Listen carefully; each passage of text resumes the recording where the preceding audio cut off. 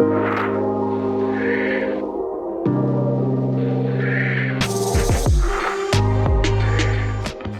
then, gentlemen, sadly... The end of the marathon. Marathon sounds like quite an arduous...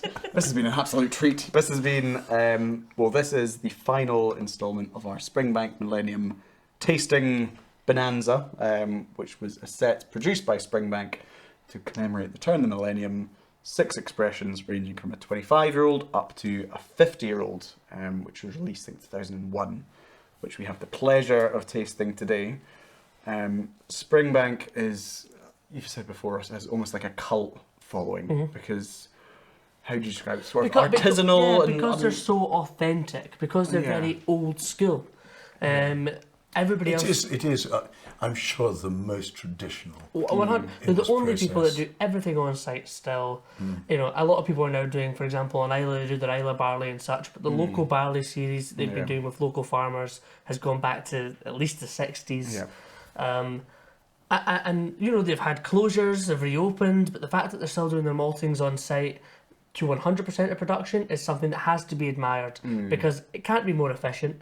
It must cost more. Yeah, certainly the manual labour involved in that. It's not a very glamorous job to be turning malt on a floor. I think these days the criticism of modern day whiskies is it's whiskey made by accountants. I think Janie Mitchell have accountants. They just do what they want, which creates a characterful, full flavoured whiskey. Thought-provoking liquid. liquid. As you touched on earlier, Ross, the fact that there's so much human intervention makes for variations. Yeah, beautiful inconsistency is what we refer to. The industry is obsessed by consistency, but Springbank gives 2 fingers. 100%. No, I love that because we spoke about our love for Johnny Walker Black and what an amazing achievement that is for being a consistent product. Yep. We don't want Springbank to taste the same every year. No. You want it to be Campbeltown funk, something a bit different, dirty, thought-provoking, a conversation starter. We're drinking a 50-year-old now, which is obviously ridiculous, but ridiculous in the right ways.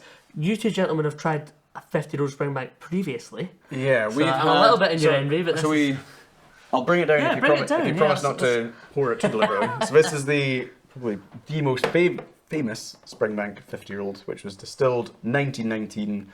Bottled around sort of 1970. We tried this previously, Charlie, and honestly, it was blew our socks off with its quality. Right. I mean, if 10 out of 10 is only found in heaven, this would be 9.8 or something like that. It was an absolutely magnificent whiskey. Really, really special. Yeah. This one, we're sort of looking at different eras. Yes. So this one, I say, was distilled 1919, bottled around 1970. This, as we said, was bottled for the turn of the millennium, so we'd assume was distilled kind of 1950, give or take. And so we will see that beautiful inconsistency between 2 50-year-olds from the same distillery. Yeah. Strength-wise, this one that we loved was actually under proof. I think it works at about 37, maybe 38%. This one is also pretty low, Ross. It was 40.5%. 40.5. Yeah. So just above the legal minimum. Colour-wise, which obviously sometimes isn't too relevant with whiskey, this is significantly darker. Yeah. Paxaret. Yeah, maybe that's... It will have been coloured with Paxaret, this intensely sweet, sherry style wine. Yeah, this style. Yeah, I think obviously we're coming to the end of this, Millennium Collection tasting. This is by far the lightest whiskey. Even 25 had a decent colour to it. So what would this suggest about the cask? Knackered old casks, again, perhaps? Yeah. Which is not a bad thing. Okay. A much refilled cask or casks, because we don't know how many. It's not claiming to be a single cask bottling. But compared with the others, it looks like a refill cask, which would limit the cask influence and allow the distillery character to come through. Which is what we want. Is what we want. It's what we've enjoyed so much in the 45, for example. We all were really impressed by how much Springbank character was in the 45, but at the same time, the 30, which had way more cask influence, still had that influence. So this should be a little bit different. Optimistically, I want this to still be peaty and smoky on the palate.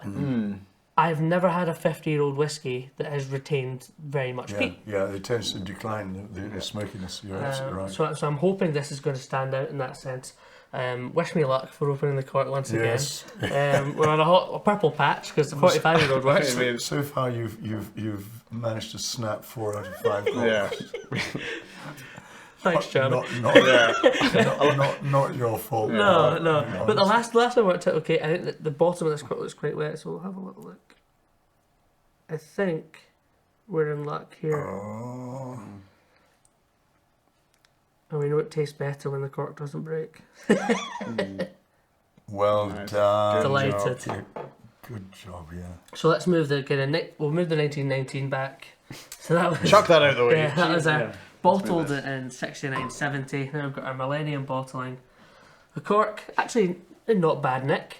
It's not bad nick at all, and it's not as dark. The previous the cork, previous- the other one that came out, was darker. But that, as the colour, maybe it's tannins in the cask that influences the colour that goes into the cork.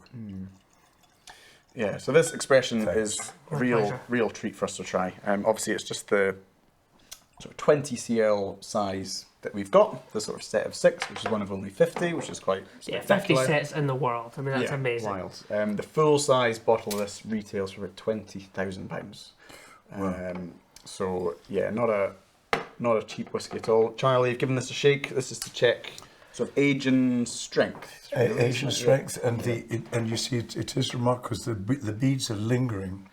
I would only expect that if it was over 50% alcohol. Okay. But it also tells me, by the fact that they are lingering, that there are oils and stuff that keep there. That tells me that it's got some An age. old whiskey. Yeah. Aye. Very good. Okay, gentlemen, Springbank 50-year-olds. Part 2 for you gents, part 1 for me. Another Springbank 50. I was so bored of this. Well, poured you proper jams as well, Aye, actually. well done, well done. Yeah, be taking that from your wages. Jesus. So, Well, it's quite flat, I have to say. It is very ashy. there is a kind of dusty note that you get from old bottlings. Absolutely. I'm slightly underwhelmed by the notes. This is the truth be first told. one. Obviously, we've had others which have been 40% thereabouts, where I've noticed it, I thought, I wish this was a little bit higher. I think the other ones, I thought, this has still got so much going. This one, There's I think perhaps was great. Yeah, there's perhaps a little bit of the peat in the background of the nose, but also maybe some kind of wet wood, and I unfortunately associate kind of wet cardboard with whiskies that are a little bit overcooked I know what you sometimes. mean. But No, it's hopefully the it's kind palate. of an ashy, dusty sort of for me. It's perfectly pleasant, but it's just.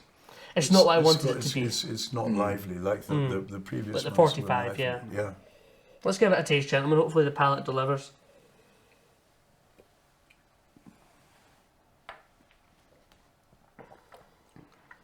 Yes and no. It's very thin.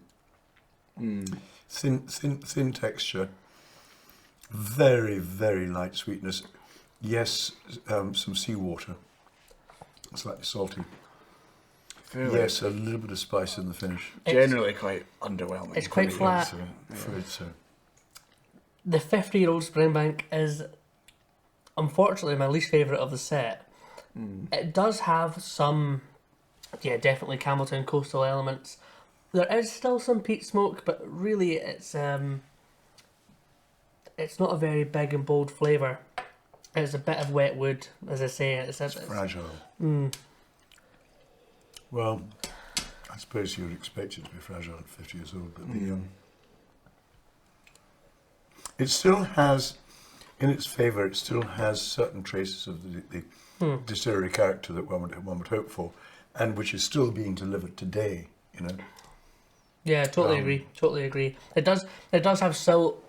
I mean, for 50 years old. Let's take it in the context here, gentlemen. 50 years in a cask is a very long time. To get it just before it dropped below 40%, I think has let it down. Yeah. Like we agree, we'd rather a little bit more oomph and maybe even spice on the palate. The cask is not particularly active at all. Again, we're not told what kind of cask this is, but the word refill springs to mind straight away. Refill American oak, I Yeah. would say. This one I do feel this cask was really picked by the marketing department. It's like we need a set, we need to finish on a high, we need to finish on a big number. Do we have a 50-year-old that needs bottled? Yeah. And this did need bottled, I suppose. Yeah. It's a disappointing end to the series, but what I'll say is the collection of whiskies has demonstrated a real range of Springbank. I think if we're summing up kind of having tasted all 6 of them, there has been a real diversity and that inconsistency that we find really charming in Springbank. Unfortunately... So are we going to revisit and discuss? I think, I think the 50-year-olds will conclude with this and say it's, for me, it's my least favourite. I agree. I wasn't terribly impressed by the 25-year-old, but it's either the 25 or the 50. I think this is the least characterful. It's lost. I think the 25 was the least Springbank tasting. This still has the Springbank DNA, but it's just not. It's the least tasty, and that's a very simplistic way to put it. But but a pleasure to drink some liquid history with you gentlemen. It's been a joy. And as I say, we've kept a little bit of each glass. So but I think if you've got £20,000 burning a hole in your pocket and you want a tasty bottle of whiskey, I'd buy something else. I totally agree. If it's a collectible, whatever, that's honest knock story. yourself out. That's But honest it's story. from a purely liquid taste perspective. That series is finished on a low. Again, we're agreeing, but I know. Cheers to that. I know. Cheers. Cheers, gentlemen. If you've enjoyed this video, don't forget to like and subscribe for more Bevvy content. We want to hear what you think, your best whiskey experiences, the whiskies you want to try. It's a really exciting journey we're on, so make sure to join us. Download the Bevvy app on Google Play and App Store to keep track of your whiskey journey, connect with your whiskey friends, keep track of your favourites, anything you could ever want to do with whiskey, all in one place. It's the definitive whiskey companion.